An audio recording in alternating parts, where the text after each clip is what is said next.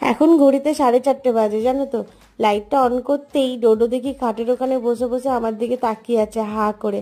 তো স্নান সেরে পূজা দিয়ে যখন 3তলা থেকে দোতলায় নামলাম, দেখলাম সিঁড়ির উপরে মাথা দিয়ে করুণ ভাবে তাকিয়ে আছে আমি কখন নিচে নামবো। যেই কুর্তিটা বের করলাম, ব্যাস অমনি ঘেউ ঘেউ করতে শুরু করে দিয়েছে। তার আগে ভুতুম প্যাঁচার মতো বসেছিল ঘট হয়ে, জানো তো।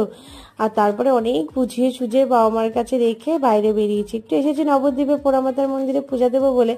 আর ওখানকার আরো কিছু দেখার মতো জিনিস ছিল, তো সেইগুলো দেখে নবদ্বীপের বিখ্যাত দই নিয়ে চলে গেছিলাম মায়াপুর।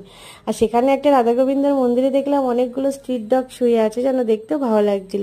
তো ঘুরে যখন বাড়িতে এলাম তখন টোটোকে ডাকলাম, আমাকে তো পাত্তাও দিল না, আমার উপরে খুব রেগে আছে। কোনো রকমে খাইয়ে দাইয়ে উপরে নিয়ে গেছি। উপরে নিয়ে গিয়ে বাবু ব্যালকনিতে দাঁড়িয়ে দাঁড়িয়ে দেখো গ্রিল ধরে দাঁড়িয়ে আছে, ওই পাঁচিলের উপরে একটা স্ট্রিট ডগ এসেছে, তার সঙ্গে কথা বলবে বলো। তারপরে আর নামতে পারে না, আমি নামিয়ে দিলাম, তারপরে হাত পা মুছিয়ে দিলাম। এখন দেখো ভালো ছেলের মতো ঘুমিয়ে আছে।